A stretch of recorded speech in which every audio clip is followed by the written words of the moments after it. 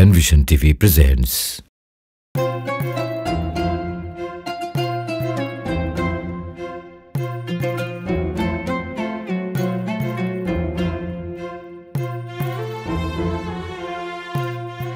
আব্দুর রহমান, আব্দুর রহমান, আরে কোথায় গেলি বাবা? একটু এদিকে আয় তো। না, একা একা পারছি না আর এই মেষগুলোকে সামলাতে। বাইরের শুকনো কাঠগুলো পড়ে আছে, ওগুলোও তো আনা দরকার। বেলা যে পড়ে এলো। এই তো আম্মা, দিন, আমাকে দিন।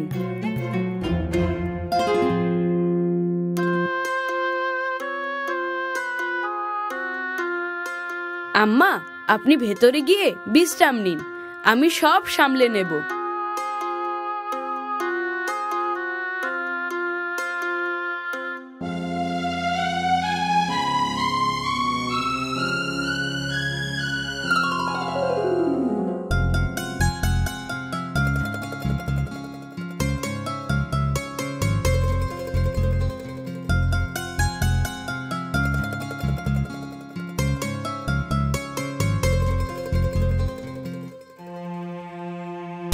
আম্মা আসেন, বিসমিল্লাহ করি। তুমি শুরু করো বাবা, আমার তেমন খিদে নেই।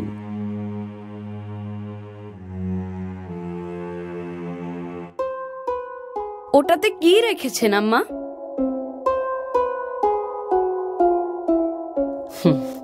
রেখেছি আমার স্বপ্ন।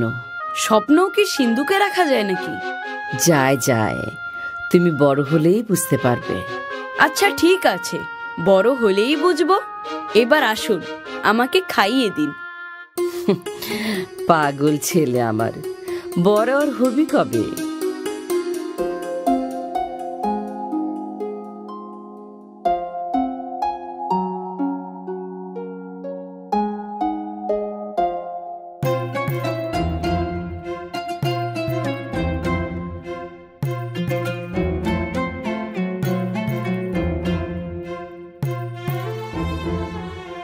অমন করে কি দেখছো বাবা?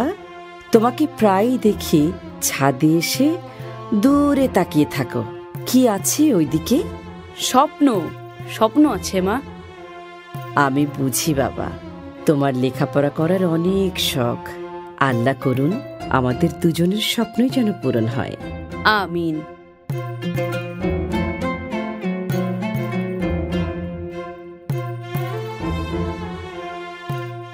আম্মা, বাগদাদ কি অনেক দূরে?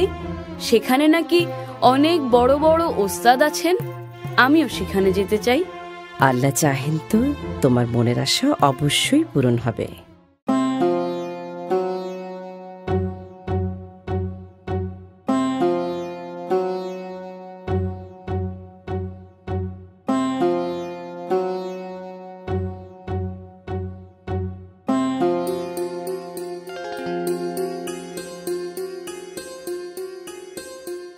বড় মেহেরবানি আল্লাহর, আমাকে একটা সোনার ছেলে দান করেছেন। অন্য ছেলেরা যেখানে পড়াশোনাই করতে চায় না, সেখানে আমার আব্দুর রহমান কিনা।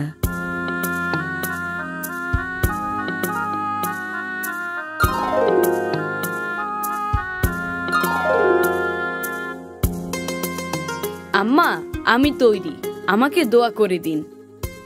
এসো বাবা, আল্লাহর রহমত সব সময় তোমার উপর ছায়া হয়ে থাকুক। আমিন। এই জামাটা পরে নাও। এর আস্তিনের নিচে 40টি স্বর্ণ মুদ্রা সেলাই করে দিয়েছি। আল্লাহ এইটুকু তৌফিকই দিয়েছেন, সাবধানে রেখো। অনেক শুকরিয়া আম্মা। আর হ্যাঁ, আমার শরীরটা ভালো যাচ্ছে না, কিয়ামতের আগে আর দেখা নাও হতে পারে। তোমার প্রতি আমার শেষ উপদেশ, কখনো মিথ্যে বলবে না। বিপদ এলে আল্লাহর উপরই ভরসা করবে, কখনো মিথ্যার আশ্রয় নেবে না।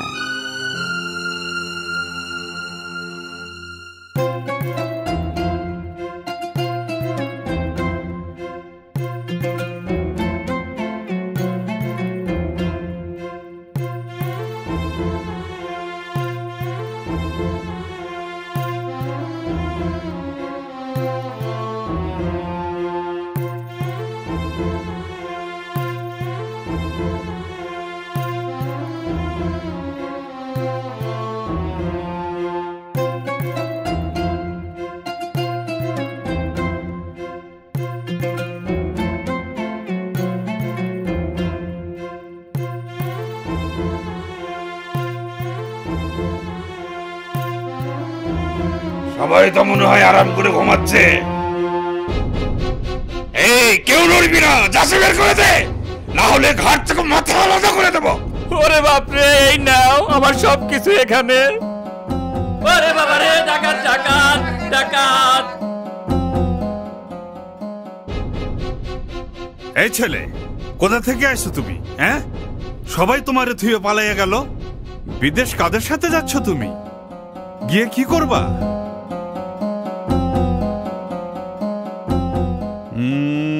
বোবা নাকি ছেলেটা?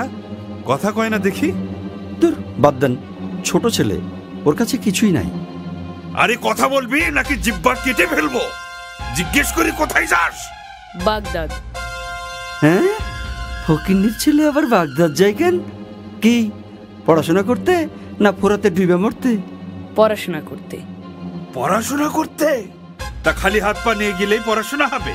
পাত্তি পুতি কিছু লগে আছে, না বাগদাদের রাস্তা ঝাড়ু দিয়েই খাইবা? ওকে ভালো করে চেক করেন, খালি হাতে তো আর কেউ বিদেশ যায় না।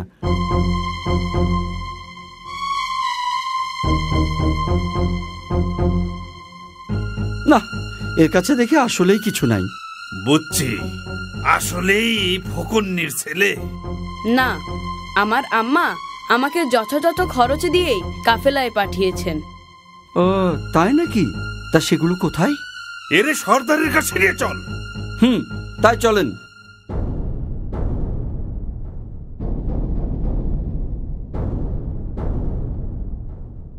সর্দার, এই পোলা নাকি বাগদাদ যায় পড়াশোনা করতে, কিন্তু ওর কাছে কিছুই পাই নাই। হয়তো কিছুই নাই, বড়দের সঙ্গে যাচ্ছিল। আছে ওস্তাদ, আছে। ও নিজে বলছে ওর কাছে অনেকগুলো স্বর্ণমুদ্রা আছে।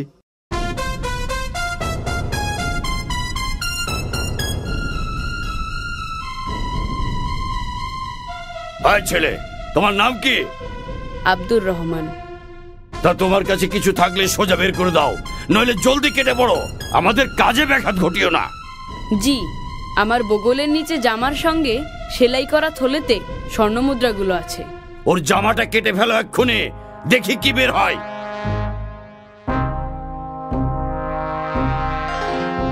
পেয়েছি সর্দার, 40টা খাঁটি স্বর্ণের মুদ্রা।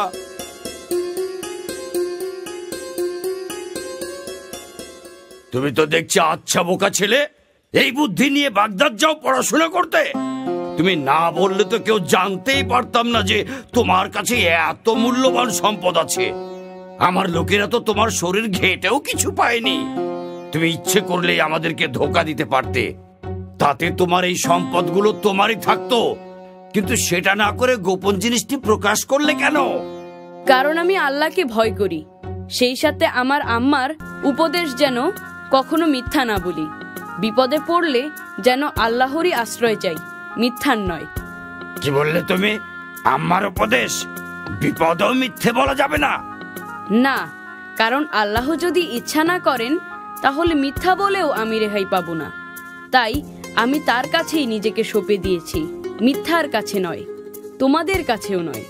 আর আমাদের নবী বলেছেন, মিথ্যা হলো সকল গুনার মা। মিথ্যাবাদীকে আল্লাহ কখনো ভালোবাসেন না। সামান্য এক বাক্য মিথ্যায় তুমি তোমার কষ্টের জমানো সম্পদটুকু রক্ষা করতে পারতে। আমি বরং তার চেয়ে বড় সম্পদ রক্ষা করেছি, সেটি হলো সত্য, মহান আল্লাহর হুকুম আর আমার মায়ের উপদেশ। স্বর্ণমুদ্রার জন্য আমার কোনো আফসোস নেই। সত্যের চর্চায় এতটাই নির্ভীক এই বালক, এই সাহস, এই ভরসা সে কোথা থেকে পেল? কত বড় সাহস! সর্দারের মুখে মুখে কথা! তোর ঘাড় থেকে মাথাটা নামিয়ে দেবো আজ। থামো! কাল কিয়ামতে মহান রবের সামনে আমাকে মিথ্যাবাদী হিসেবে দাঁড়াতে হবে না। এর চেয়ে খুশির সংবাদ আর কি হতে পারে? এই বালক মায়ের কথার অবাধ্য হচ্ছে না, আর আমি আল্লাহর অবাধ্যতাকে পেশা বানিয়ে নিয়েছি। হায় খোদা, কি হবে আমার পরিণতি? আমাকেও তো একদিন মরতে হবে। কাল কিয়ামতে আল্লাহ যখন জিজ্ঞেস করবেন দুনিয়াতে আমাকে লুটপাট করার জন্য পাঠানো হয়েছিল কিনা, তখন আমি কি জবাব দেব? আমাকে তুমি ক্ষমা করে দাও বাবা, ক্ষমা করে দাও। আজ তুমি আমার চোখ খুলে দিয়েছ। কত শত মানুষকে আমি লুণ্ঠন করেছি, তাদেরকে পথে বসিয়েছি, পদে পদে আল্লাহর হুকুমের অবাধ্য হয়েছি। তুমি আমাকে সঠিক পথে তুলে দাও। সঠিক পথে তুলে নেবেন আল্লাহ, ক্ষমাও করবেন আল্লাহ। আপনি শুধু তার কাছে তওবা করুন আর প্রতিজ্ঞা করুন যে ভবিষ্যতে কোনো দিন আল্লাহর অবাধ্য হবেন না, ডাকাতি করবেন না, লুটতরাজ করবেন না। এই আমি তওবা করছি, আর কোনোদিন পাপ কাজে নিজেকে নিয়োজিত করব না।